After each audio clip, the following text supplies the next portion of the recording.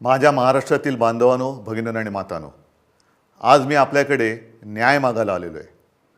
आणि हा न्याय व्यक्तिगत माझ्यासाठी नाही, तर आपल्यासाठी मागायला आलेलो आहे, लोकशाहीसाठी मागायला आलेलो आहे.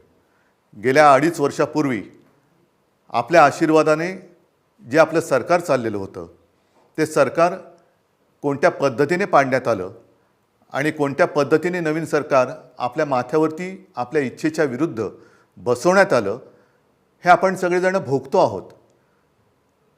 2.5 वर्ष झाली न्याय मागतो आहोत, अजूनही न्याय मिळत नाही आहे. आणि आपण जे असं म्हणतो की न्यायाला विलंब लागणे म्हणजे न्याय नाकारणे, हा एक प्रकारे न्याय नाकारला जातो आहे. शेवटी न्यायालयाकडनं न्याय मिळत नसेल तर जसं लोकमान्य टिळक म्हणाले होते, त्या सर्वोच्च न्यायालयात म्हणजे आपल्या दरबारात मी न्याय मागण्यासाठी आलेलो आहे. काय केलं नाही या लोकांनी? माझा पक्ष म्हणजे आपला पक्ष तर चोरलाच. म्हणजे किती बेगुमानपणाने हे वागतायत. दिवसा ढवळ्या दरोडा घातला, आपला पक्ष चोरला, पक्षाचं नाव चोरलं, पक्षाचं चिन्ह चोरलं, अगदी शिवसेना प्रमुखांचा फोटोसुद्धा चोरला आणि म्हणे हे त्यांचे विचार घेऊन पुढे चाललेले आहेत. हे सगळं चोरलं तरी देखील केवळ आणि केवळ आपल्या आशीर्वादामुळेच मी ठाम उभा आहे.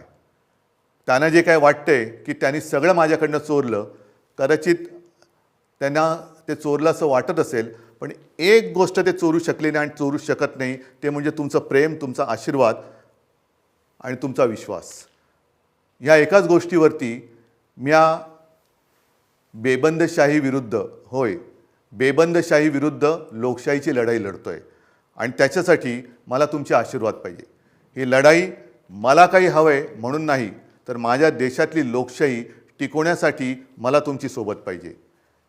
ह्या लढाईमध्ये केवळ माझ्या अस्तित्वाचा प्रश्न नाही आहे, तर महाराष्ट्राच्या अस्तित्वाचा प्रश्न आहे. महाराष्ट्राला लुटायचं काम सुरू आहे, महाराष्ट्राला गुलाम बनवण्याचं काम सुरू आहे आणि आपण ते डोळ्यादेखत होऊ द्यायचं? मला तरी नाही पटत हे. आणि म्हणून उतरा, सगळ्यांनी सहकुटुंब उतरा. आपल्या कुटुंबात जेवढे मतदार आहेत त्या सर्वांनी उतरा आणि जिथे जिथे आपले उमेदवार उभे आहेत त्यांना भरघोस मत द्या. मग निशाणी कोणती?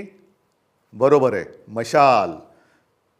बाळासाहेबांची मशाल, शिवसेना प्रमुखांची मशाल, हिंदू हृदय सम्राटांची मशाल. आणि प्रत्येकाने या त्वेषाने आणि जिद्दीने उतरलं पाहिजे की मी बाळासाहेबांची मशाल आहे आणि ही बेबंदशाही मी माझ्या मताने जाळून भस्म करून टाकणार म्हणजे टाकणारच. उतरा आणि जाळून भस्म करा. धन्यवाद. जय हिंद, जय महाराष्ट्र.